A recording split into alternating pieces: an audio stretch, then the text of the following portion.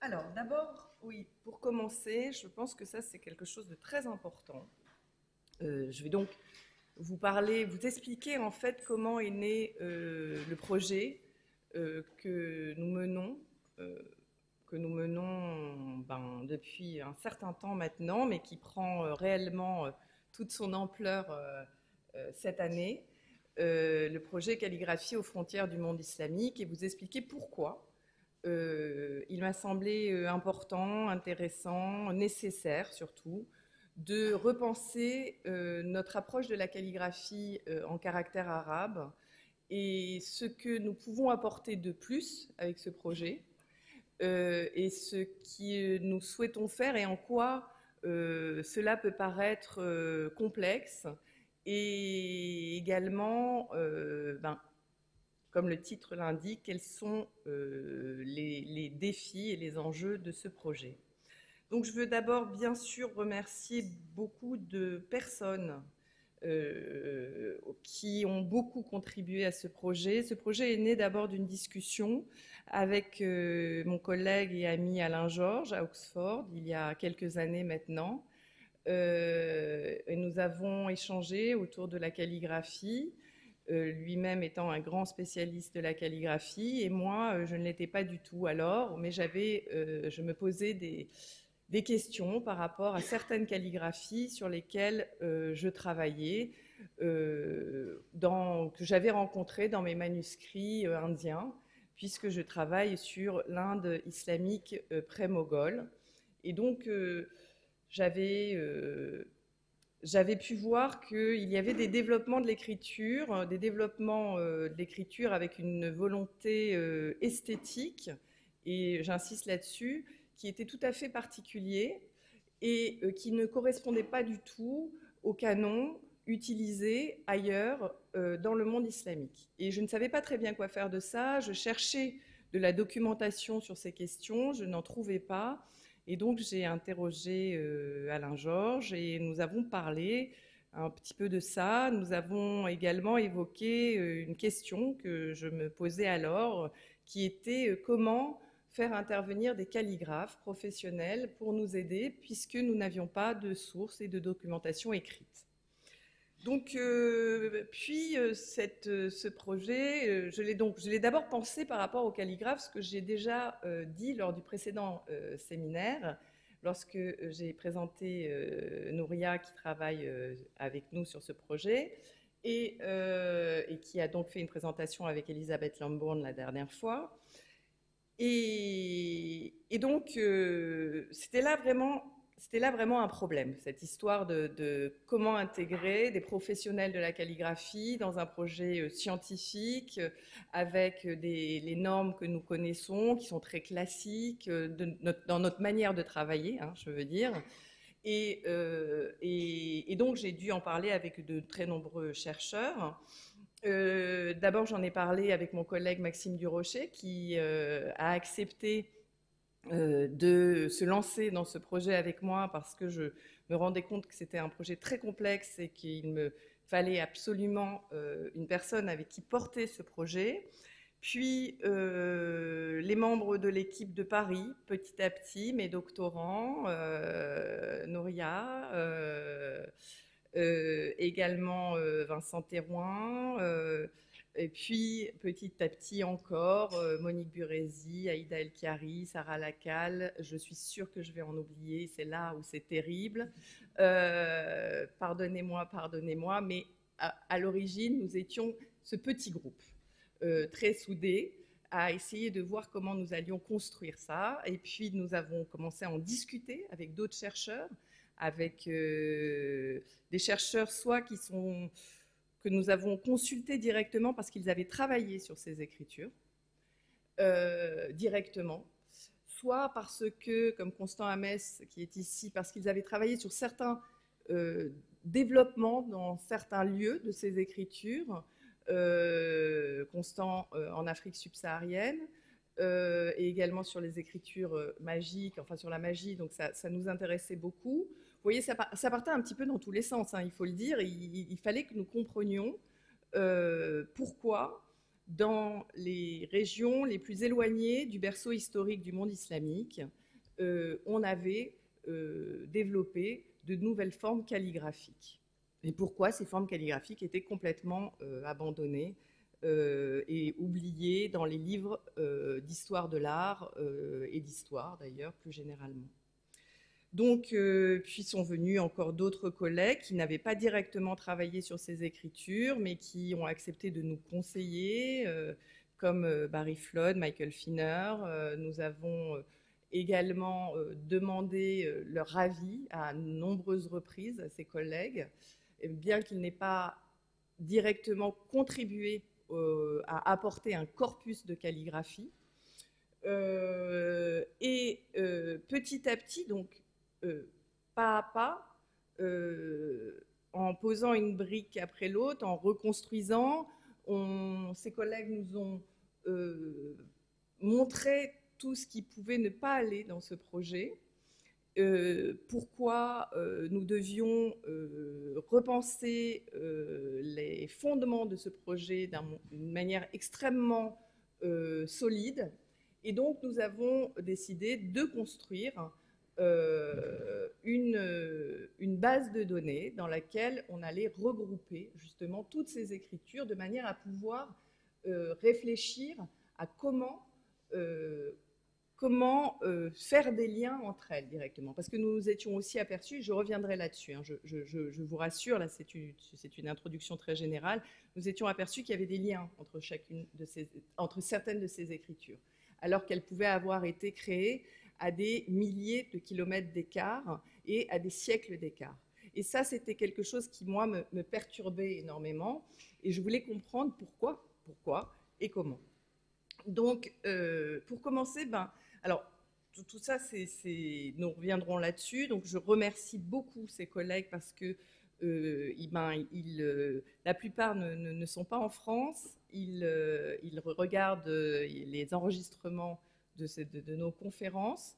Pour l'instant, nous n'avons pas mis nos conférences en Zoom, mais au début, on se disait que ce n'était pas une bonne idée. Puis là, on commence à avoir quand même pas mal de demandes. Donc, je pense qu'on va passer à la visio aussi. Mais donc, vraiment, je pense que c'est un projet qui était impossible sans cette force collective. Absolument impossible. Et c'est pour ça que je tiens à les remercier. Alors, la calligraphie, d'abord, une introduction un petit peu générale. Hein, la calligraphie, qu'est-ce que c'est que la calligraphie ? Vous pensez tous connaître la calligraphie, tout le monde pense connaître la calligraphie en caractère arabe. On la voit partout, on la voit lors d'expositions, on la voit réutilisée par les artistes contemporains. Ça donne une impression d'art populaire, si on peut dire ça de cette manière. On a effectivement aussi l'impression de bien la connaître parce que la calligraphie tient réellement une place fondamentale dans les arts de l'islam parce qu'elle sublime le texte coranique dès l'origine de l'islam ou quasiment dès l'origine, ou presque, enfin quasiment presque. Alors, comment distinguer la calligraphie de l'écriture ? Ça, c'est une première chose. C'est une première question. Au début, nous pensions que c'était évident. Puis on s'est rendu compte que non, ce n'était pas évident et qu'il n'y avait pas réellement de définition. Une définition nous a intéressés. C'est une définition apportée par Sheila Blair, qui, comme vous le savez peut-être, a écrit une grande somme sur la calligraphie.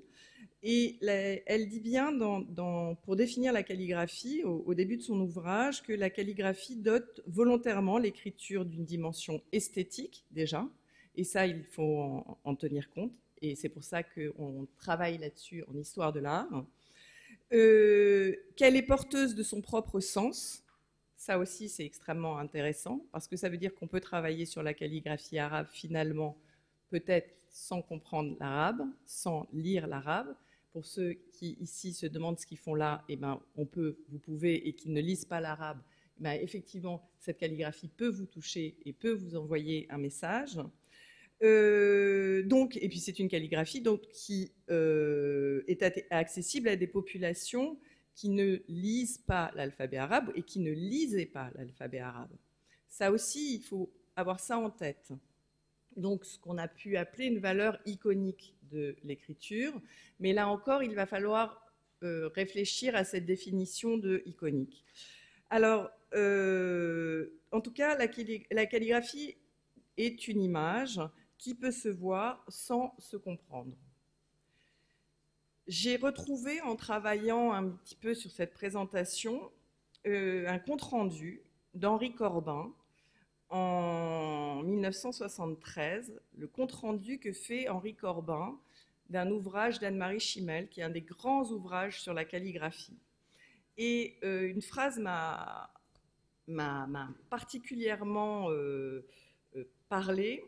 Il dit « La recherche aurait à approfondir ici le mode d'éclosion de l'espace calligraphique, comme homologue à l'espace herméneutique, parce que comportant l'un et l'autre la même pluralité de niveaux d'interprétation. » Et je pense que c'est exactement ça, ce que nous essayons de dire, de faire, de démontrer dans ce projet.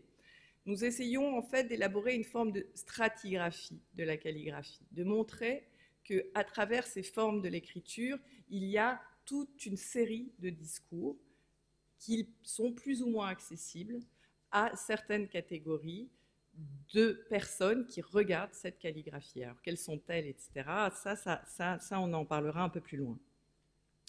Donc, la terminologie même du mot calligraphie est intéressante parce que quand je dis calligraphie, ça peut évoquer deux choses pour vous tout de suite dans votre pensée. C'est soit un processus, c'est celui d'écrire en faisant des belles lettres, soit le résultat de ce processus. Et donc, ce qui est intéressant, c'est que si vous regardez par exemple la définition qu'en a donnée l'UNESCO, qui a inscrit la calligraphie arabe, je cite, ils mettent calligraphie arabe, pas en écriture arabe, pas en alphabet arabe, c'est calligraphie arabe. Donc là aussi, il y a une définition qu'il va falloir revoir tous ensemble, parce que qu'est-ce que calligraphie arabe, ça voudrait dire seulement de la langue arabe. Or, on sait très bien que la calligraphie en caractère arabe touche un nombre d'écritures incommensurables écrites en alphabet arabe. Donc l'UNESCO a inscrit donc la calligraphie arabe à sa liste du patrimoine culturel immatériel en décembre 2021. C'est intéressant, immatériel aussi, parce que ça veut dire que finalement, tous les produits de ce processus ne sont pas pris en compte par cette définition de l'UNESCO. Parce qu'un éclairage a voulu qu'on s'intéresse beaucoup plus justement dans le patrimoine immatériel, justement au processus, aux gestes calligraphiques, etc. À l'inverse, je pense que la recherche a beaucoup de mal à s'intéresser au processus et s'intéresse plus aux résultats. Et qu'en fait, il faudrait parvenir à un juste équilibre entre les deux pour bien comprendre la calligraphie en caractère arabe. Alors, avec l'expansion du monde islamique, les pratiques calligraphiques ont fini par englober donc toutes les langues transcrites dans l'alphabet arabe et ses variantes. Le caractère universel, transrégional et transchronologique de ce mode d'expression artistique est emblématique. On n'a pas, je crois, alors vous me le direz si vous n'êtes pas d'accord, et ça m'intéresserait, mais j'ai cherché, je ne crois pas qu'il y ait un mode d'expression artistique, justement, un autre mode, en tout cas dans le contexte islamique, qui est ce caractère complètement, justement, emblématique, universel, à la fois dans une temporalité et dans une question de géographie. Alors, est-ce que je vais arriver à la suivante? Oui. C'est bon ou pas? Non. Voilà, ça arrive. Ça arrive. Alors, pardonnez-moi cette longue introduction, mais je pense que c'est important parce que ça explique aussi pourquoi nous nous sommes intéressés à la calligraphie.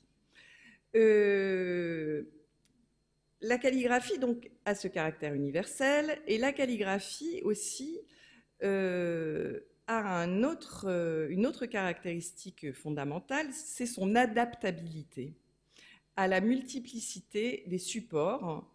Et bien sûr, ça, c'est quelque chose de primordial. C'est pour ça que nous travaillons, je suis historienne de l'art, Maxime Durocher est archéologue.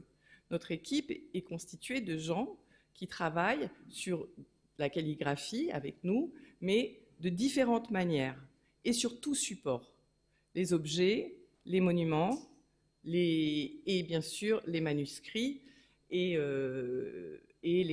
après on peut décliner ça de 1000 façons. La calligraphie arabe, il y en a absolument partout, partout, partout, partout.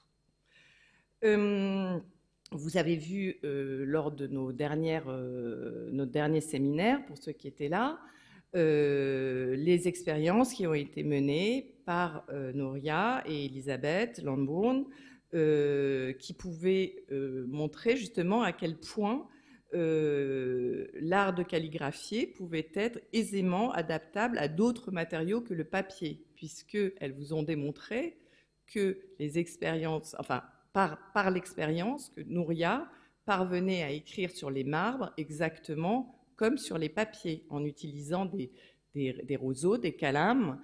Elle n'était pas, alors certes, certains roseaux, certes, certains pigments, c'est ce que nous essayons de trouver, mais qu'il n'y avait pas, comme on l'a longtemps pensé, eu un modèle sur papier qui était ensuite transposé sur la plaque de marbre.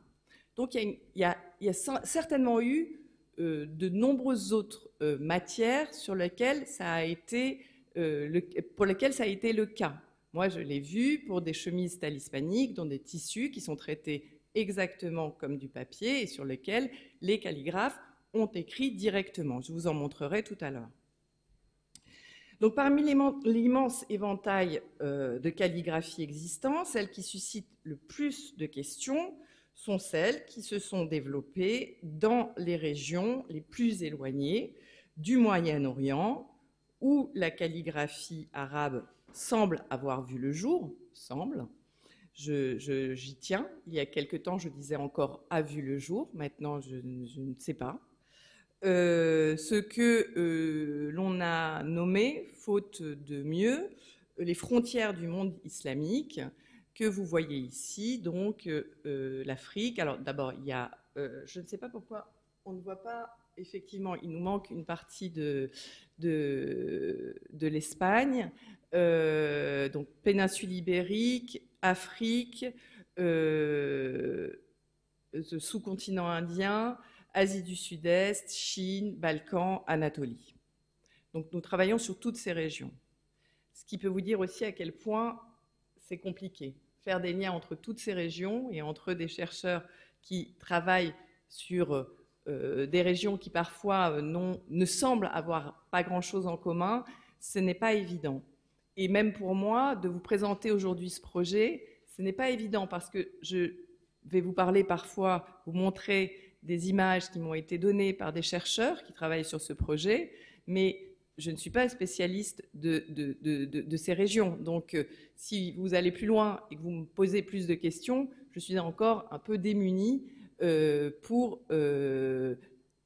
approfondir le contexte historique. On ne peut pas tout savoir, mais malgré tout, petit à petit, nous parvenons à renforcer les liens. Donc, pour différentes raisons, principalement le manque de documentation écrite, mais aussi la multiplicité des styles existants, la sous-représentation dans les collections privées et publiques de ces calligraphies, en tout cas pour celles qui sont publiées ou celles qui sont mises dans les salles ou dans les expositions, l'absence d'inventaire aussi dans les fonds concernés. L'histoire de l'art a très nettement négligé ces calligraphies. Parallèlement, l'histoire de l'art s'est très peu intéressée au processus de fabrication, toujours, c'est-à-dire à l'acte artistique même, qui implique pleinement l'artiste dans sa corporalité et sa gestualité, et qui implique également les outils et les matériaux. Le projet Calfront est né donc de tous ces constats. La place fondamentale de la calligraphie dans la culture matérielle islamique, donc un art pilier, un art pivot, moi j'ai appelé ça un art pivot, et l'absence d'informations sur une immense partie d'entre elles, pourtant fondamentales dans l'écriture d'une histoire de l'art du monde islamique. Donc on a un paradoxe à l'origine. Le projet a donc pour but, et là je le répète, et c'est quelque chose un peu que nous scandons, mais il a pour but de comprendre, tout simplement, et de documenter ces calligraphies, et par conséquent, et c'est là où ça nous intéresse beaucoup, de mettre en lumière la culture matérielle de ces régions, dites frontières, pour construire une histoire de l'art plus juste, dans le sens plus exact, et une histoire plus généralement de la culture matérielle de la civilisation islamique. Et puis, il s'agit aussi bien sûr de mettre en lumière, de rappeler à notre connaissance, de rappeler à nos institutions l'importance d'un patrimoine immense qui, à force de ne pas être valorisé, est en grand danger et va disparaître peu à peu, et commence d'ailleurs à disparaître. Alors, un rapide coup d'œil historiographique sur la calligraphie en caractère arabe, pour ceux qui ne connaissent pas. L'étude des écritures en caractère arabe remonte au XIXe siècle. Alors là, vous avez une belle photographie de Max van Berchem.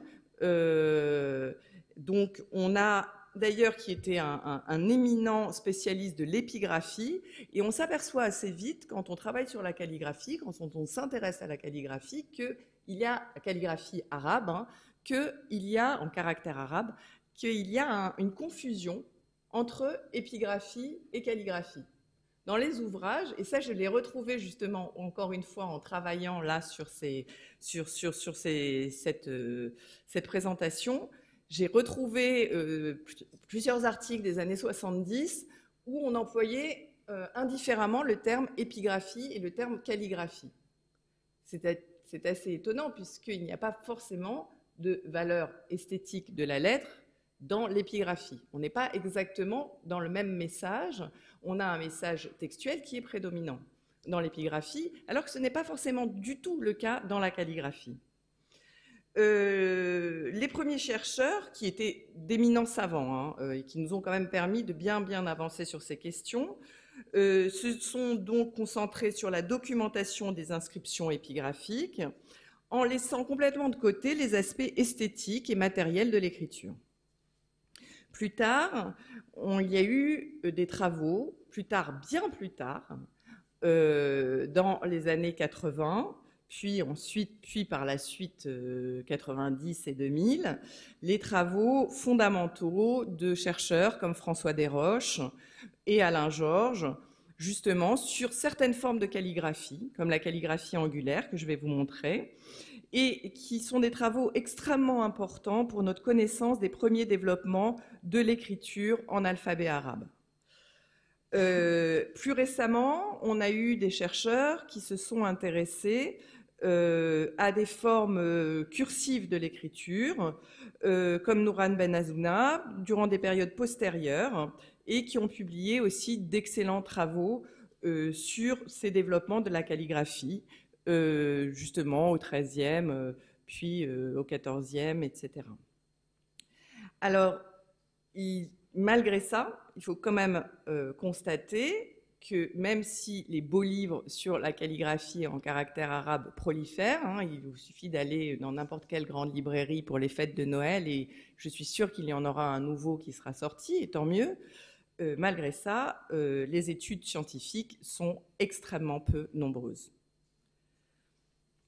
Alors, je vais quand même citer, parce que c'est indispensable, et ce sont deux sommes incontournables, extrêmement importantes, parce qu'elles ont tenté pour une première fois de nous offrir une synthèse sur la calligraphie en caractère arabe, une synthèse scientifique. Il y a bien sûr l'ouvrage de Anne-Marie Chimel, dont je vous parlais tout à l'heure en introduction, Calligraphy and Islamic Culture, qui est quand même un ouvrage qui date de 1970, donc c'est pas tout neuf, ça fait plus de 50 ans, et l'ouvrage de Sheila Blair, dont je vous parlais tout à l'heure, qui date, je crois, on ne peut pas dire de bêtises, de 2006, excellent ouvrage aussi, mais dans lequel il y a évidemment des manques concernant particulièrement les calligraphies aux frontières du monde islamique, d'abord parce qu'on ne peut pas tout couvrir, on ne peut pas être spécialiste comme on ne peut pas être spécialiste de tout le monde, de l'ensemble du monde islamique, on ne peut pas être non plus spécialiste de l'ensemble des calligraphies du monde islamique. Alors, je pose d'ailleurs là, je cite encore une fois Henri Corbin, et ça sera la dernière, je vous promets, mais ça m'a vraiment troublé, ce compte-rendu d'Anne-Marie Chimel par Henri Corbin. Il dit il commence son article en disant que la calligraphie est un sujet inépuisable, mais que c'est un sujet pour lequel, il dit ça donc en 73, il y a une nécessité urgente. Donc il y a 50 ans déjà, c'était une nécessité urgente, et on ne peut pas dire que nous ayons énormément avancé depuis sur, en tout cas, les écritures qui nous concernent et dont nous parlons aujourd'hui. Alors, une question se pose, et vous allez voir qu'elle va être au centre, parce que je vais vous montrer un peu plus d'images maintenant, ne vous inquiétez pas. Une question se pose, c'est d'abord la question de la codification des calligraphies. Quand une forme devient-elle une norme et donc un style calligraphique? À partir de quand peut-on parler de style calligraphique? Ça, c'est une grande question. Et c'est une question qui est au centre du projet CALFRONT. L'histoire de l'écriture en caractère arabe remonte il y a très longtemps, au moins au IVe siècle, sans doute au moins au IVe siècle avant Jésus-Christ. Il faut attendre l'avènement de l'islam pour que l'art de l'écriture se développe réellement. Et c'est au 7e siècle de notre ère, donc au 1er siècle de l'islam, que l'alphabet arabe a reçu ses premières codifications formelles sous la direction, à la demande de la dynastie des Omeyyades, semble-t-il. C'est sous les Omeyyades, en effet, que l'écriture angulaire, dite koufique, se répand sur divers supports, des pièces de monnaie, des bornes milliaires. Et pourquoi? Parce qu'il y a arabisation de l'administration sous le calife Abd el-Malik. Et donc, évidemment, tout pousse l'écriture est prise comme un des grands moyens de communication dans les arts dès cette période-là. Alain Georges remarque à juste titre d'ailleurs que l'écriture est dès cette période placée consciemment autour de ce qu'il appelle, au cœur de ce qu'il appelle l'identité visuelle musulmane naissante. Et effectivement, c'est ce que vous voyez ici, avec cette réforme, la réforme monétaire de 697, où on va enlever les effigies des souverains sur les monnaies musulmanes et on va les remplacer par la profession de foi. Jusqu'au XIe siècle, même si l'écriture cursive est également utilisée, le koufique demeure la forme d'écriture, donc les formes d'écriture angulaire demeurent les plus utilisées pour transcrire le texte coranique dans tous les territoires islamiques. La littérature arabe est parsemée de références à cette calligraphie, à son histoire et à ses origines dès le début. Là, ce que je vous montre, c'est non pas justement cette écriture, je vous montre le premier nom à retenir en matière de codification de la calligraphie islamique, qui est celui d'Ibn al-Muqla, qui était vizir à la cour abbasside, qui était également calligraphe. Et on sait qu'on est allé, à partir de là, vers une forme de codification de l'écriture extrêmement pointue, extrêmement réglée par des règles, réglée par des normes très précises que l'on connaît et que l'on va continuer à appliquer pendant des siècles. Par contre, on ne sait pas très bien, en ce qui concerne Ibn Muqla, quel est exactement son rôle dans cette réforme de l'écriture arabe. En tout cas, un système de proportion est établi. Et ce système de proportion, comme vous le voyez ici, très bien, je pense, sur l'image de droite, oui, c'est bien, c'est à droite pour vous aussi, c'est le alif et le nuqta, c'est-à-dire la première lettre de l'alphabet, cette longue barre, et également le point. Alors, je ne sais pas, est-ce que... Non, on ne voit pas. J'essaie de voir comment je peux atteindre... Non, je cherche un petit bip ou un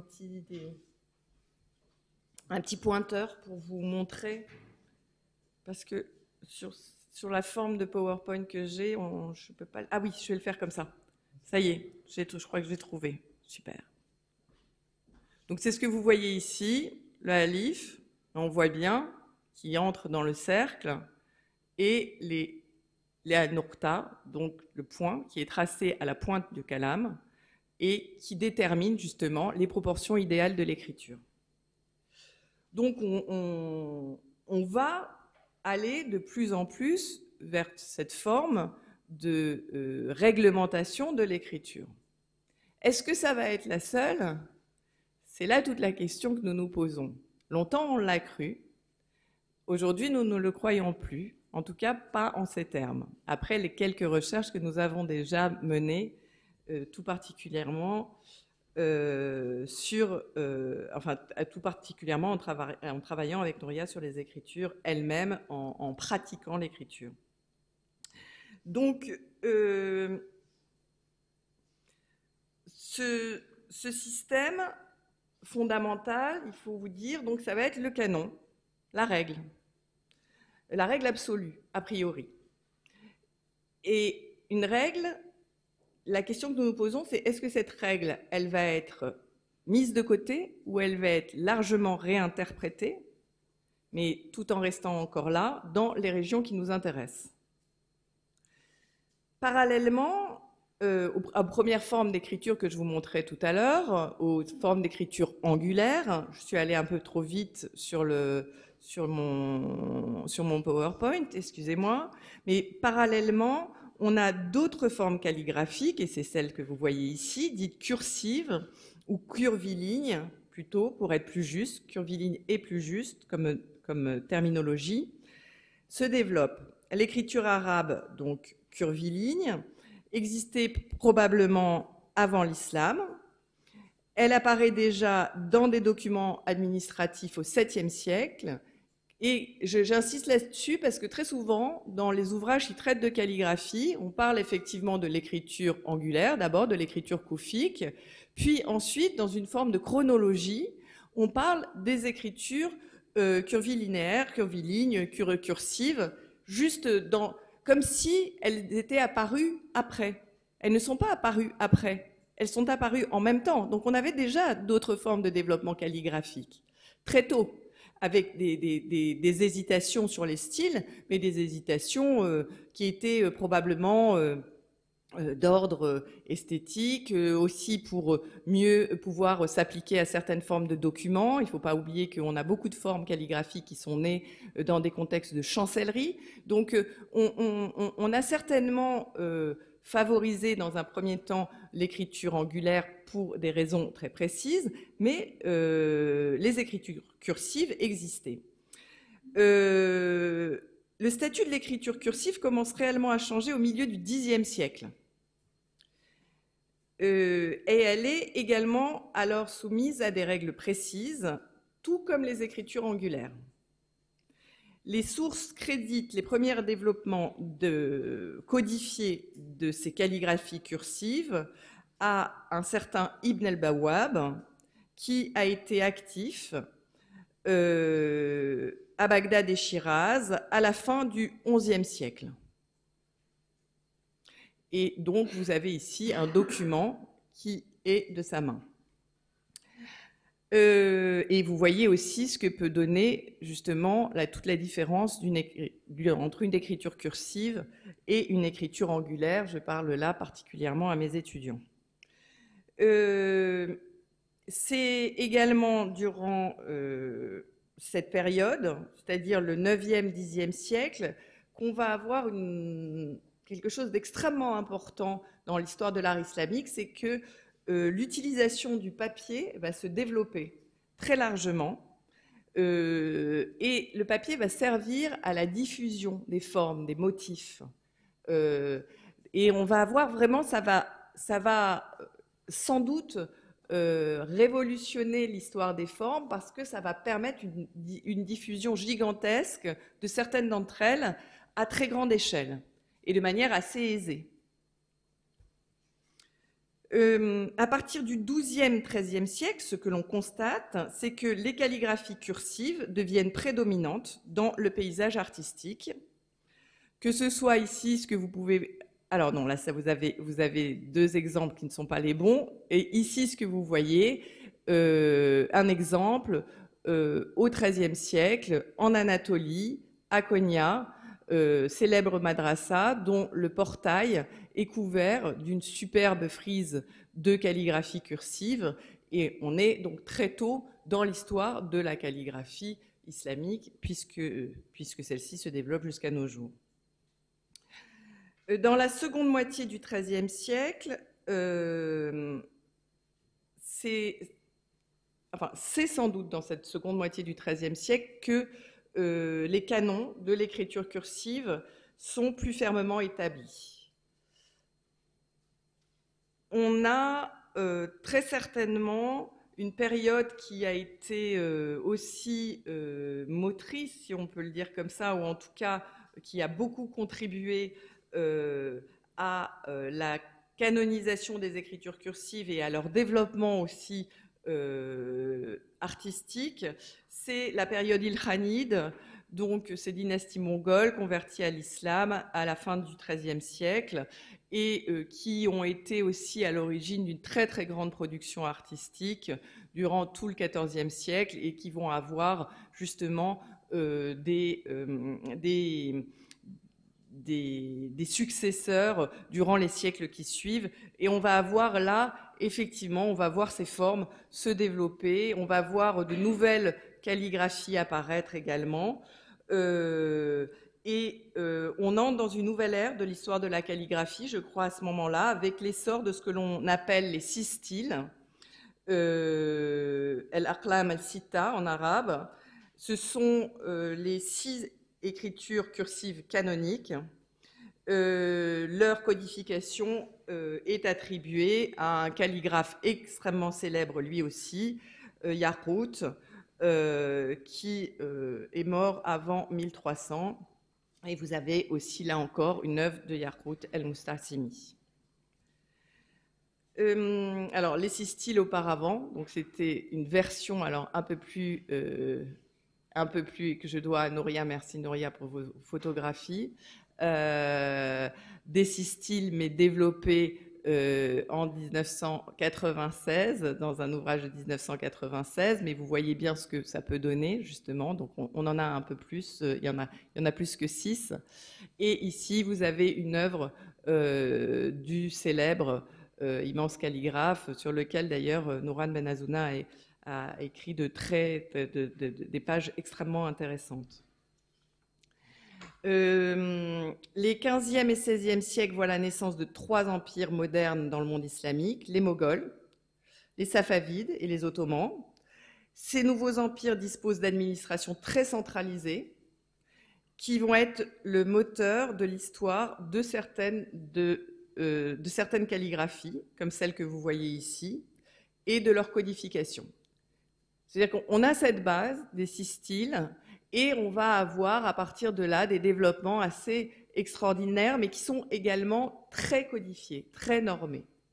Donc on est toujours dans cette même histoire, disons, de la calligraphie classique, de la calligraphie canonique. Mais ce n'est pas cette histoire-là qui nous intéresse, comme vous l'aurez compris, puisque parallèlement, c'est aussi à cette époque, c'est-à-dire en tout cas pour les premiers spécimens que nous avons, dont nous disposons dans certains lieux, alors dans d'autres c'est plus tôt, hein, mais c'est aussi à cette époque que l'on voit qu'il y a de nombreuses autres nouvelles expériences calligraphiques qui se développent dans les zones frontières du monde islamique. Alors on a d'autres formes calligraphiques, par exemple au Maghreb, en Afrique du Nord, bien plus tôt, mais il est vrai que pour ces écritures des frontières du monde islamique, il semble que les développements soient un peu plus tardifs que dans le berceau du monde islamique. Pour l'instant, je dis ça avec beaucoup de prudence et des pincettes, puisque je pense que le projet va nous amener à revoir tous ces premiers constats qui sont forcément partiellement inexacts, puisqu'il va falloir maintenant justement étendre nos corpus, étendre nos connaissances sur certains corpus. Alors ici, ce que vous voyez, c'est une inscription, excusez-moi pour la faute, j'ai d'une mosquée, il manque le « et ». J'ai traduit un petit titre qui était en anglais à l'origine. Mais j'aime beaucoup cette inscription, je la trouve extrêmement intéressante. Nous sommes au Bengale, donc dans l'Inde orientale. Et c'est une forme d'écriture telle que vous la voyez. Vous pourriez vous dire, cette écriture, certes, elle est jolie, mais elle ne semble pas du tout codifiée. Les lettres sur la ligne de base se bousculent. Elles semblent se battre les unes les autres pour prendre leur place.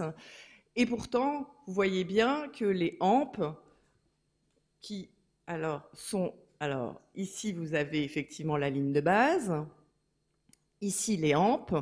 Les hampes sont dirigées comme une forme de grille vers le haut du panneau et elles sont entrecoupées généralement de grandes formes semi-circulaires. Ici il y a aussi une autre forme qui vient s'ajouter, mais ces grandes formes semi-circulaires et ces grandes hampes ont fait que les chercheurs qui ont, pour les premiers, vu cette calligraphie et dû décrire cette calligraphie parce qu'il n'existait pas de terme pour la désigner, l'ont appelée la calligraphie bow and arrow, donc arc et flèche.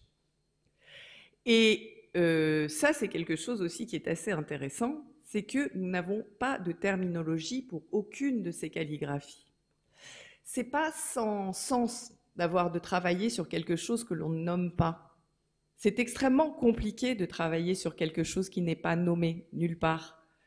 Parce que comment chercher quelque chose qui n'est pas nommé, a priori? C'est-à-dire que dans les ouvrages, les calligraphies, nos calligraphies, celles sur lesquelles nous travaillons, en très grande majorité, on ne leur a pas donné de nom, on leur a attribué une sorte de terme générique sous lequel on en met des paquets et des paquets qui finalement ne se ressemblent pas et qui empêchent la recherche d'aller plus loin. Ça, c'est une question qui nous a énormément posé de problèmes dès l'origine du projet et qui nous a aussi poussé à tenter de décrire le plus précisément possible ces calligraphies en construisant avec les chercheurs travaillant sur ces calligraphies une ontologie que l'on pourrait partager pour justement arriver à mieux les définir et donc à mieux établir les liens qu'elles peuvent avoir en commun. Donc ça, c'est la calligraphie du Bengale et c'est en fait ce style, vous voyez, cette espèce de forme, ce bousculement et cet étirement, ce rythme très particulier des lettres. C'est un rythme que l'on retrouve dans beaucoup de calligraphies de l'Inde médiévale, de calligraphie en caractère arabe de l'Inde médiévale. Donc, on n'est pas là dans quelque chose de ponctuel, on n'est pas là dans un délire de calligraphe ou d'artiste qui, pour une fois, espérerait se faire reconnaître ou n'avait pas de place, parce qu'on a souvent dit aussi, les artistes n'ont pas de place. Alors, comme ils n'ont pas de place, les mots se bousculent à la fin de la phrase. Mais non, quand vous voyez la partie supérieure de l'inscription ici, on conçoit immédiatement que ce n'est pas possible. Le calligraphe savait la place qu'il avait. Le reste de l'espace est parfaitement pensé, il est parfaitement construit.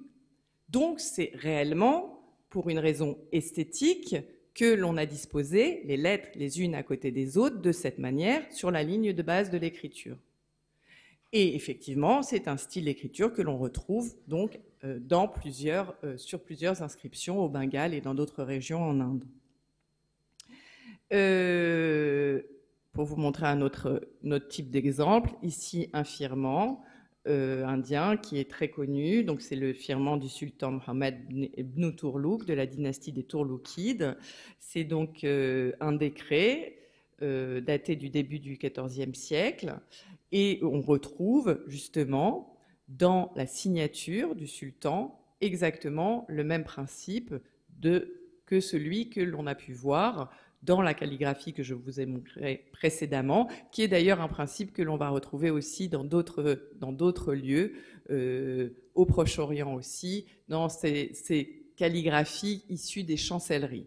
Et ça nous pose encore des questions justement sur les liens entre la naissance de ces calligraphies et les administrations royales.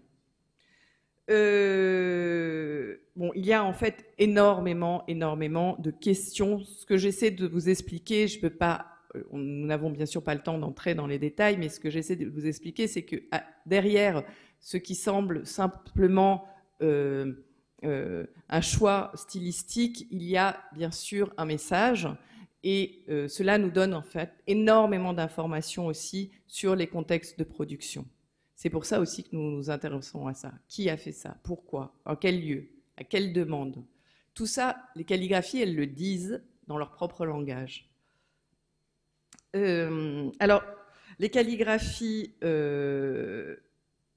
aux frontières du monde islamique n'ont pas été étudiées. Elles n'ont pas été étudiées comme un ensemble. Elles sont donc nées, comme je vous le disais, dans des régions éloignées du berceau historique, mais où l'alphabet arabe, surtout, n'est pas le seul alphabet utilisé.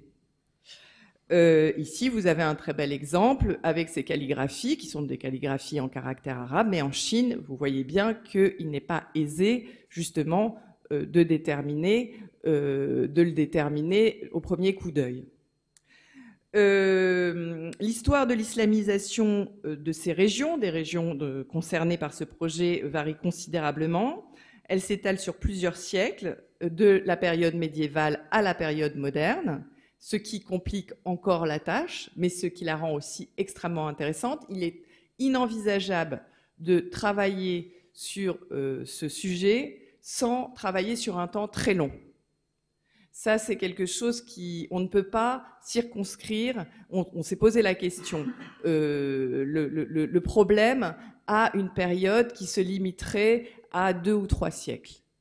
Non, là, si on veut vraiment obtenir des résultats, on est obligé de travailler sur une période qui s'étend environ pour notre projet entre le Xe siècle et le XIXe siècle. Vous voyez, c'est énorme. Donc ça...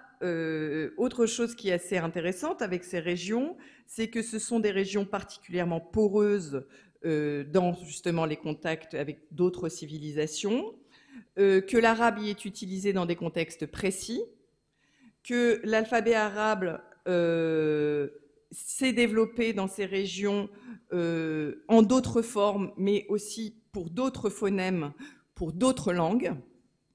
Et ça, c'est aussi très important. Et donc, encore, ce que je vous dis, c'est la question fondamentale, ce qui nous semblait fondamental, c'est comprendre pourquoi et comment des liens formels ont pu se développer dans ces régions si différentes du monde islamique. Et là, je vais vous montrer un autre exemple qui est aussi très intéressant, et sur lequel je vais revenir. Quelles sont les caractéristiques communes de ces écritures? Ça, c'est une des questions fondamentales du projet. Et la deuxième question, c'est en quoi ces styles calligraphiques des frontières se distinguent des styles canoniques développés dans le centre du monde islamique. Donc on a d'une part l'idée on les compare aux calligraphies canoniques, et qu'est-ce que ça donne, et pourquoi elles sont différentes, et en quoi elles sont différentes. Et ensuite, on les compare entre elles, et on essaie de comprendre quels sont les liens qui existent entre elles, si lien il y a. Et lien il y a. Donc, vous verrez, en revenant sur ces exemples, je vous montrerai effectivement certains liens qui sont tout à fait évidents. Alors, comment arriver donc à déterminer ces analogies formelles entre ces calligraphies et comment arriver à déterminer qu'ils ont des causes communes? Cette question entraîne inévitablement une autre question. C'est là où la question de la praxis s'avère fondamentale, c'est comment ces styles calligraphiques frontaliers ont-ils été façonnés? Comment ont-ils vu le jour? Par qui? Comment? Et comment réellement? Ces calligraphies suivent un système plus fluide, ça c'est évident, nous l'avons vu clairement avec Nouria, qui n'est pas déterminé par le même système de mesure que les styles canoniques. C'est ce que vous avez sous les yeux ici. Alors avec d'une part une calligraphie qui est le souki au Soudan, qui se développe plutôt sur le 19e siècle pour les exemples que nous avons, mais là-dessus je vous dis ce n'est pas ma zone de recherche, donc je ne préfère pas m'étendre sur cette calligraphie ici. Je laisse les spécialistes en parler plus tard. Moi, ce dont je peux parler beaucoup mieux, c'est effectivement la calligraphie Bihari que vous voyez sur la gauche, sur laquelle j'ai zoomé. Vous voyez que c'est une écriture qui peut paraître parfois maladroite, qui a d'ailleurs été souvent, très souvent, désignée comme une écriture grossière, maladroite, qui montrait le peu de connaissances. Beaucoup, j'ai lu très souvent que c'était une calligraphie qui était due à des calligraphes qui n'étaient pas des calligraphes professionnels. Alors après, c'est une bonne question. Qu'est-ce qu'un calligraphe professionnel, finalement? Est-ce que ça veut dire que tout calligraphe qui ne pratique pas les écritures classiques, les écritures canoniques, n'est pas un calligraphe professionnel? Or, on a des dizaines, voire des centaines de Corans copiés en écriture Bihari. Donc, cette écriture est une écriture qui est considérée comme suffisamment valable esthétiquement pour être utilisée pour copier le texte coranique sur une période très longue, en plus, du XIVe au XIXe siècle. Et donc, elle est forcément reproduite par les calligraphes sur un temps très long. Donc, elle est apprise, on apprend à former les lettres de cette façon. Donc, il y a d'une certaine façon une forme de professionnalisation, forcément. Alors, pourquoi effectivement choisir d'écarter cette écriture des écritures qui méritent d'être étudiées? Alors, ce qui est intéressant, vous voyez, dans cette écriture, c'est que par rapport justement au système canonique, les proportions varient beaucoup, l'épaisseur du trait, les ligatures. On a aussi des systèmes de vocalisation différents de l'écriture. Et donc, ça pose la question, mais comment? Pourquoi? Comment est apparue cette écriture? Alors bien sûr, comment elle a été transmise, mais d'abord, pourquoi elle a été créée? Et on se retrouve, encore une fois, confronté à l'absence de texte qui se rapporte à ces écritures. Et jusqu'à présent, on a également une absence de manuel de calligraphie, mais ça, nous espérons que le projet nous permettra d'en trouver. Nous espérons découvrir des manuels de calligraphie grâce aux calligraphes, ou en tout cas des exercices de calligraphie qui nous permettraient de mieux comprendre comment ces écritures se sont développées.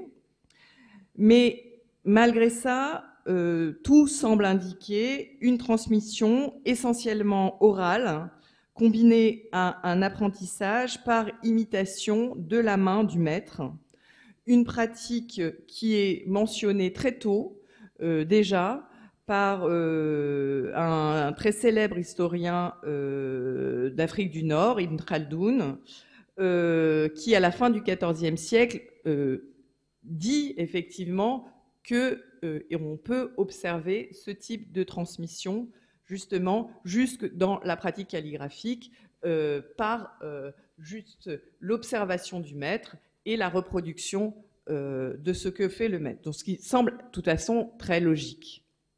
Ce qui veut dire également aussi qu'il n'y a pas forcément non plus ces manuels de calligraphie dont nous rêvons et qu'il n'existe peut-être pas cette forme écrite qui nous permettrait de comprendre comment on a transmis ce savoir, ou en tout cas d'avoir une forme d'assurance concernant la transmission de ce savoir en période ancienne. Alors ça, évidemment, ça sera à voir dans les prochaines années du projet. Il faut également, bien sûr, ce que je vous disais tout à l'heure, que nous travaillons sur les outils et les matériaux des formes d'écriture qui varient beaucoup, et que nous revenions très précisément sur la question de la posture, du geste, du calligraphe, mais ça aussi c'est compliqué.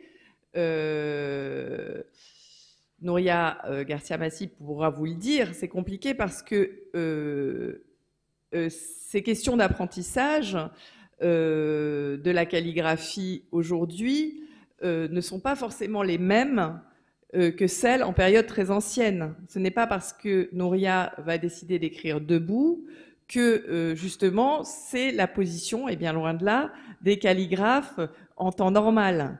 Donc on peut reproduire le geste, on peut s'interroger sur les outils, on peut s'interroger sur les matériaux, on peut en tout cas essayer de reproduire le geste, mais pour ce qui est de la question de la posture et de la gestuelle, on est là quand même dans des choses beaucoup plus complexes et qui vont demander que nous appliquions des protocoles que nous essayons de construire sur cette partie de la praxis, des protocoles très serrés. Parce que sinon, on peut décider tout et n'importe quoi sur cette question de la praxis. Donc, en tout cas, ce que l'on sait, c'est que ces expérimentations sont déjà porteuses de beaucoup d'informations. Là, je vous montre une image d'une expérience que nous avons faite au tout début du projet. Donc, c'est assez ancien. Ça a été la première expérience que nous avons faite avec Nouria Garcia-Massy. On a travaillé sur justement l'écriture Bihari, puisque je suis spécialiste de cette écriture. Et donc, je m'interrogeais justement sur ce geste, je m'interrogeais sur cette forme calligraphique, et je m'interrogeais sur le fait que c'était là justement une calligraphie, en tout cas à part entière, c'est-à-dire une calligraphie qui était enseignée en tant que telle, qui était reproduite en tant que telle, et que l'on souhaitait voir figurer sur certaines formes de documents, en l'occurrence des Corans et des manuscrits coraniques, puisque cette calligraphie est quasiment utilisée, enfin est presque utilisée qu'en contexte, que sur des objets, que pour transcrire le texte coranique, à de très très rares exceptions près. Donc pour cette expérience, Nouria a observé des pages du manuscrit que nous avions à disposition, je pense à l'Institut du monde arabe, si je ne me trompe, et elle a remarqué tout de suite quelque chose que je n'aurais jamais remarqué, hein, je tiens à vous le dire tout de suite, ça ne vient pas de moi, cette histoire. Elle a remarqué, vous voyez, cette absence d'encre dans la ligne d'écriture ici, là, au centre. Je ne sais pas si vous pouvez le voir. On voit que l'encre n'occupe pas la totalité de la ligne de la même manière. Et que donc, Nouria s'est demandé si le calligraphe était repassé sur la ligne, ce qui est sans doute le cas, à plusieurs reprises, donc ce qui demande aussi du travail.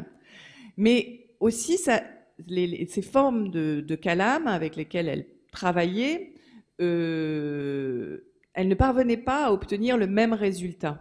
avec ces outils. Et donc, elle m'a interrogée sur les possibles, si elle m'a demandé si j'avais de la documentation sur les outils utilisés en Inde en période médiévale. Et je lui ai dit, oui, j'ai effectivement de la documentation, mais c'est un peu étonnant, cette documentation, enfin, parce que c'est de la documentation qui ne concerne pas le monde islamique, qui concerne le monde Jaina, les communautés Jaina, et l'apprentissage de l'écriture dans les communautés Jaina. Mais voilà, ils utilisaient tel type de kalam, enfin tel type d'outil, qui est ce qu'ils appellent le Tajiaboru. Ce Tajiaboru était décrit dans les textes, et c'est une forme très précise de roseau. Et il se trouve que Nouria en avait dans sa collection.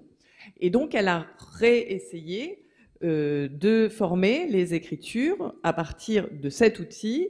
Et nous nous sommes donc aperçus qu'effectivement, il était très probable que ce soit ce type de kalam qui ait été utilisé pour l'écriture du bihari, du moins dans certains contextes.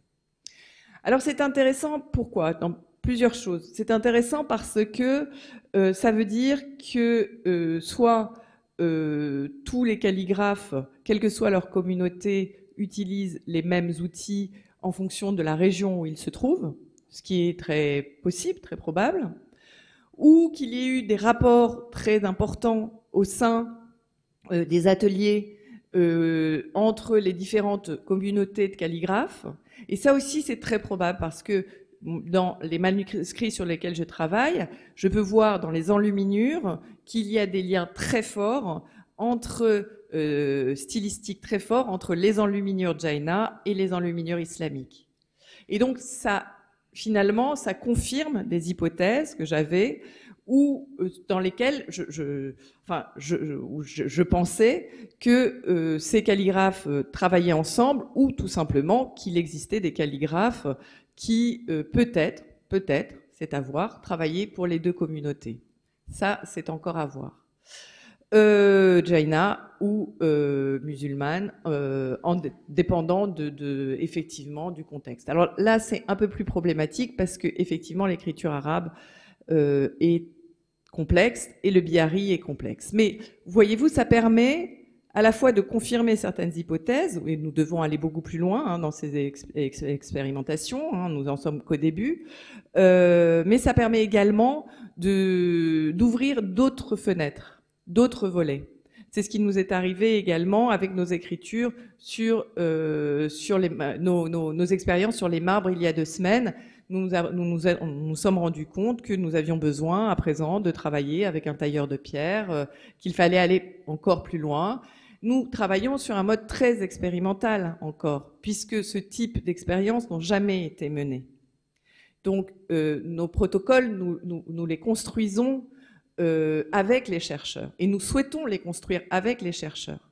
Ils sont portés par les chercheurs et par la calligraphe. Autre chose intéressante encore que je voulais vous montrer, pour vous montrer à quel point c'était important, c'est ces questions d'écriture et de porosité entre les mondes. Ici, ce que vous avez sur l'image, ici, vous avez une image d'un Coran qui n'est pas du tout écrit en bihari, qui est écrit dans une autre forme d'écriture qui s'appelle le muhaqqaq, qui est une forme d'écriture justement qui fait partie des styles canoniques. C'est une écriture extrêmement normée, utilisée, bien connue de l'ensemble du monde islamique. Certes, on peut chipoter en disant que là, on a une forme plus indienne de cette calligraphie, mais il est évident pour une personne qui connaît la calligraphie, elle est capable, effectivement, elle retrouve là toutes les caractéristiques formelles qu'elle attend d'une calligraphie issue du berceau du monde islamique. On est dans la norme, on est dans le classique. Première chose de très étonnant pour moi, quand j'ai vu ce manuscrit, c'est que ce manuscrit, normalement, pour moi, ça aurait dû être un manuscrit en écriture bihari. parce que les manuscrits, comme celui que vous voyez sur la droite, les manuscrits en écriture bihari sont des manuscrits extrêmement normés eux-mêmes dans leur mise en page. Vous voyez ici, on a une succession d'encadrements, on a un décor, une mandorle dans l'encadrement externe, on a une gamme chromatique très particulière, et je pense qu'il est assez facile pour vous, à l'œil nu, de voir qu'on a effectivement des correspondances très fortes entre la mise en page et les décors de la page ici au centre en muhaqqaq et de la page ici au centre en bihari. Là encore, ça pose des questions. Ça veut dire, qu'est-ce qui s'est passé? L'écriture nous pose aussi une question ici. Elle nous dit plusieurs choses. Elle nous dit, encore une fois, qu'il y a des contacts entre les artistes. Des contacts entre des artistes qui connaissent les formes de l'écriture du monde islamique. Alors, s'agit-il d'artistes venus du berceau du monde islamique, ou en tout cas des zones ou d'Iran, ou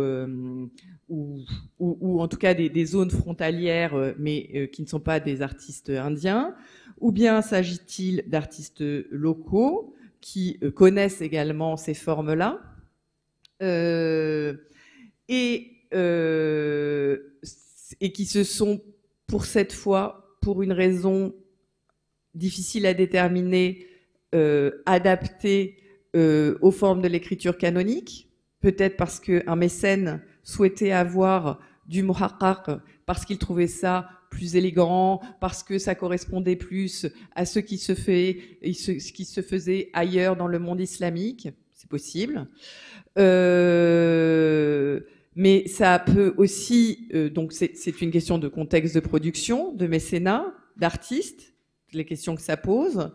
Ça peut aussi vouloir dire que le manuscrit, et là je ne pense pas que ce soit le cas, n'a pas été achevé, que c'était un manuscrit destiné à être un manuscrit bihari et qu'il a été en fait exporté et fini plus tard dans un autre contexte.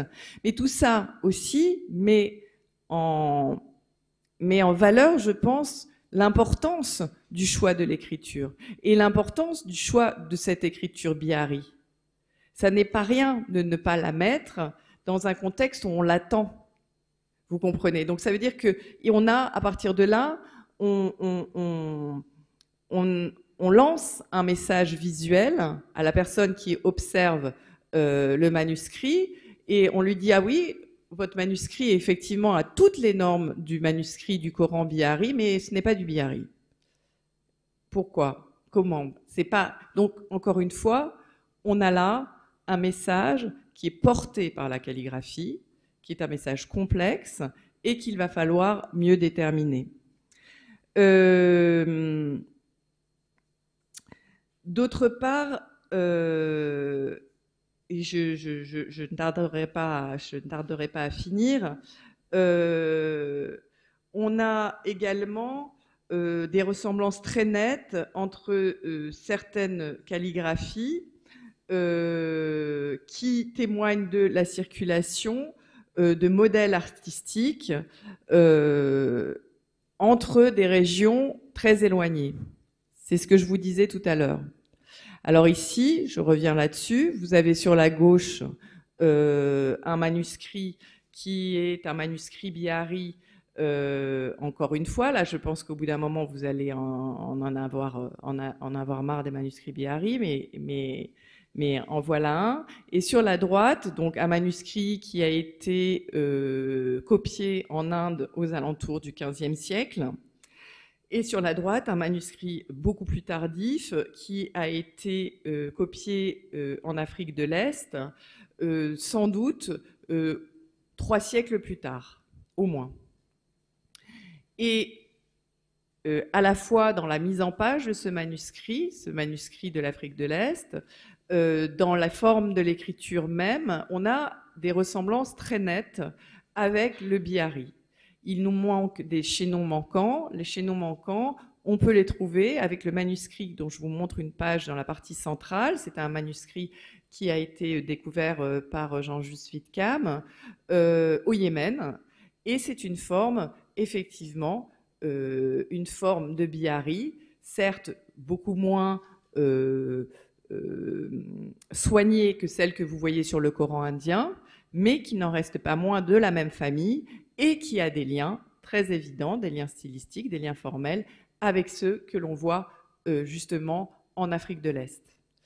Ce n'est pas du tout étonnant, c'est une sorte de voyage que vous pouvez faire justement tout simplement si vous vous projetez sur une carte, et peut-être le voyage de certaines diasporas avec leurs manuscrits, d'abord au Yémen, puis vers l'Afrique de l'Est, et peut-être avec ces manuscrits, justement, une écriture qui se répand, certaines formes d'écriture qui se répandent dans certains milieux, et ça c'est très important. Lesquels, pourquoi?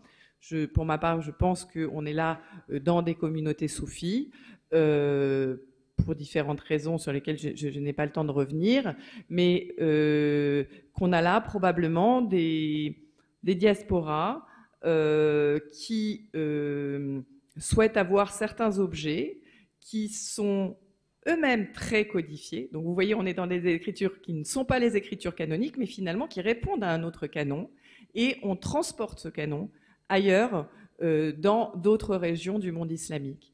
D'où, sans doute, certains liens entre les écritures à notre disposition.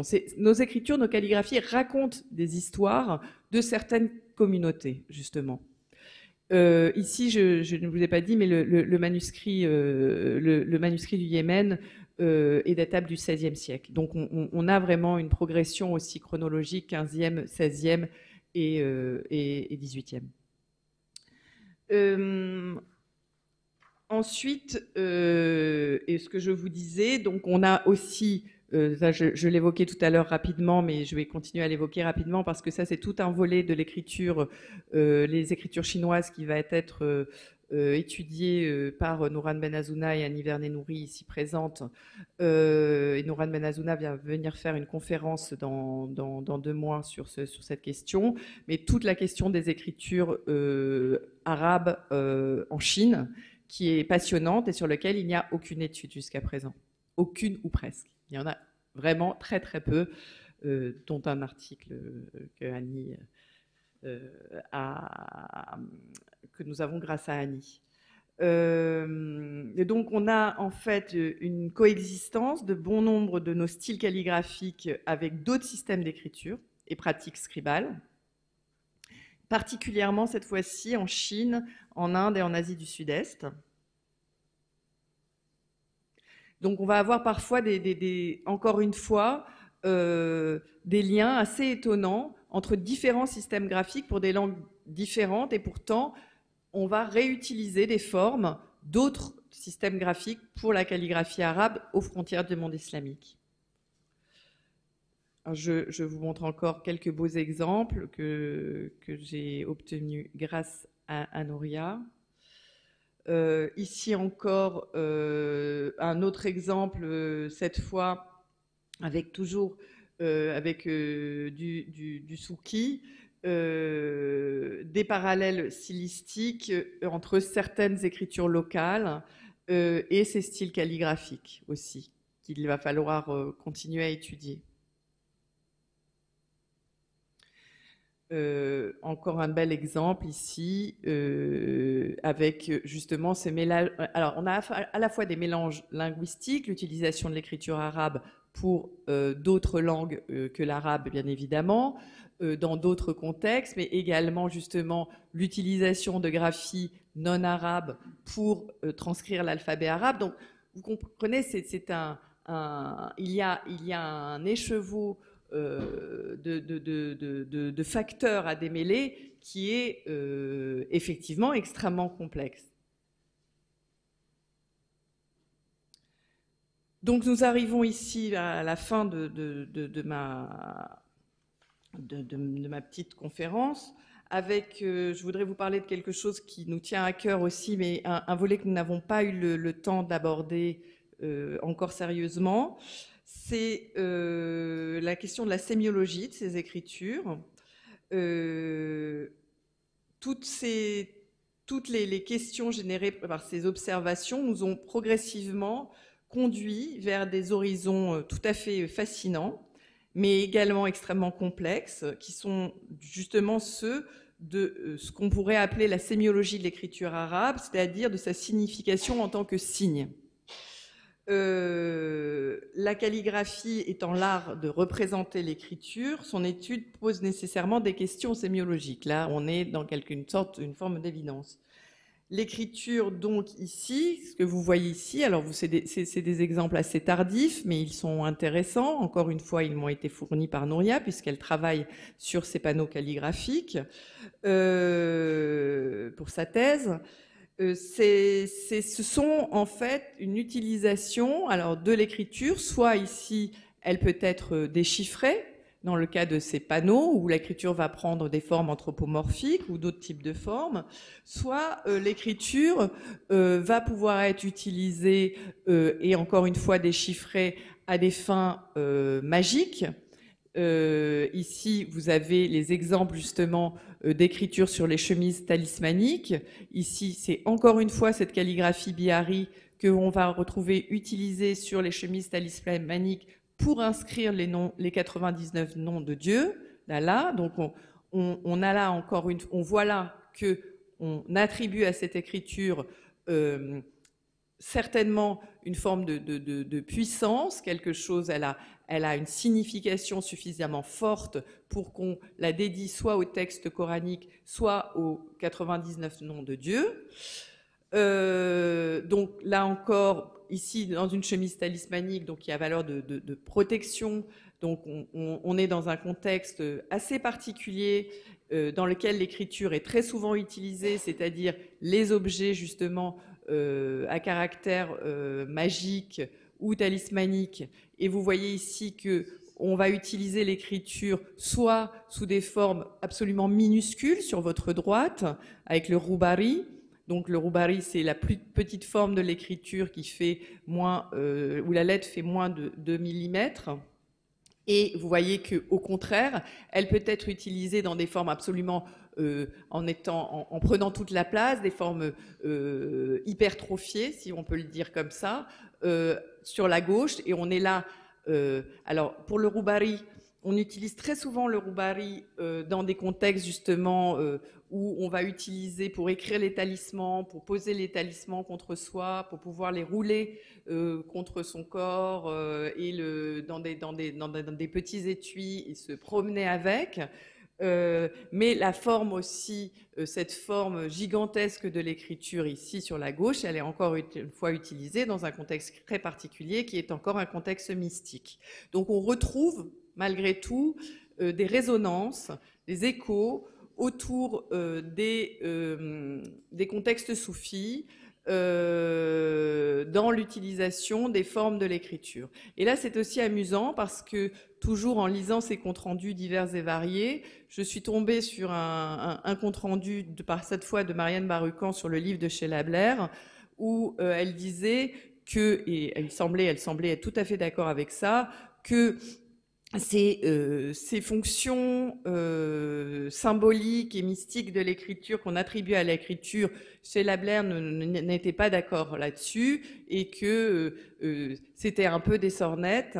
Et la manière dont l'écrivait Marianne Barucan, vraiment, je pense qu'elle partageait tout à fait cette idée. Et ce qui est assez amusant, c'est que, en fait, petit à petit, notre projet nous amène à revenir vers là. C'est-à-dire que c'est toutes ces fonctions de l'écriture que la recherche a petit à petit effacées pour diverses raisons. Il y a quelques décennies, on s'aperçoit maintenant qu'elles sont essentielles. C'est évident pour des spécialistes de la magie comme Constant Hamès, ça ne l'était pas du tout pour les historiens de l'art. Et il est extrêmement important de réintégrer ces dimensions dans nos études sur la calligraphie si on veut y comprendre quelque chose. C'est vraiment indispensable. Derniers exemples, les pseudo-écritures, les fameuses pseudo-écritures. Là, on a aussi une spécialiste de la question, Sarah Fliti, qui fait sa thèse sur ces questions-là. Des inscriptions aussi bien en Grèce qu'en Iran, une utilisation de l'écriture donc qui, a priori, n'a pas d'autre fonction que d'embellir en tout cas c'est ce qu'on m'apprenait moi lorsque j'étais étudiante, qu'elle n'avait pas d'autre fonction que d'embellir l'objet comme un décor, comme l'arabesque, etc. Et puis, petit à petit, nos études, nous nous apercevons en travaillant sur ces écritures que, effectivement, il est fort probable qu'elles aient bien sûr d'autres fonctions. Reste à déterminer, encore une fois, lesquelles et à comprendre les systèmes, ces systèmes de l'écriture qui n'ont pas de sens textuel. Ce que je veux dire, c'est que ces lettres, elles sont disposées les unes à côté des autres, pas n'importe comment. Elles sont disposées avec une logique qui est très, qui est parfois assez aisée à déterminer, dans d'autres cas beaucoup moins. Et il faut que nous arrivions à comprendre à grande échelle comment peuvent fonctionner ces systèmes de pseudo-calligraphie. Voilà, je pense que j'ai à peu près tout dit sur le projet. Maintenant, je vais m'arrêter pour avoir vos questions. J'ai montré ça, c'est l'ontologie, c'est quelques images justement de ce que nous faisons avec Nouria, comment nous essayons de mieux disséquer ces calligraphies pour les comprendre et pour aussi les décrire et les introduire dans nos bases de données collectives. Nous reviendrons là-dessus. Nous allons ouvrir un carnet de recherche en janvier, donc vous pourrez suivre le projet de beaucoup plus près à partir de janvier. Vous avez également le site de l'INHA pour l'instant pour suivre les conférences et je vous donne les prochaines dates ici de mes collègues qui vont intervenir dans le cadre du projet Calligraphie aux frontières du monde islamique. Cette année, ce projet est dédié, le premier volet du projet est dédié à l'Asie pour des raisons, diverses raisons, parce qu'effectivement c'est une des problématiques, enfin en tout cas c'est des questions qui concernent également l'INHA sur d'autres programmes de recherche. Nous entamerons l'année prochaine le volet qui concernera plus spécifiquement l'Afrique, justement. Puis nous nous dirigerons vers l'Anatolie et les Balkans. Je tiens à dire que ces divisions géographiques sont bien sûr quelque chose de très artificiel. Nous avons pu nous en rendre compte quand nous avons travaillé sur les calligraphies, par exemple, justement, de l'Afrique subsaharienne. Mettre dans un même grand panier les calligraphies de l'Afrique de l'Ouest et de l'Afrique de l'Est, ça n'a pas vraiment de sens parce que les liens sont différents, les transmissions ne se font pas par les mêmes biais.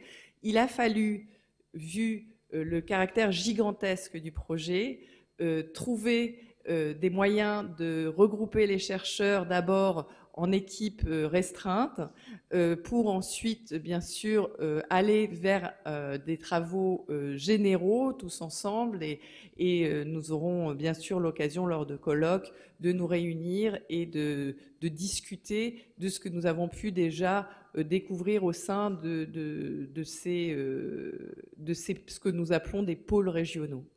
Voilà, je suis sûre qu'il est extrêmement difficile de parler de ce projet parce qu'il est immense, il ouvre beaucoup de portes et on peut entrer dans des enjeux qui sont complexes pour mes étudiants et je ne voulais pas trop les perdre. En même temps, ne pas rester trop superficiel. Donc n'hésitez pas à poser des questions, on est là pour ça, je suis là, le reste de l'équipe est là. D'ailleurs, vous pourrez, Maxime, Nouria, Monique, Vincent, répondre aux questions avec moi si ce sont des questions qui vous concernent davantage. Voilà, je vous écoute.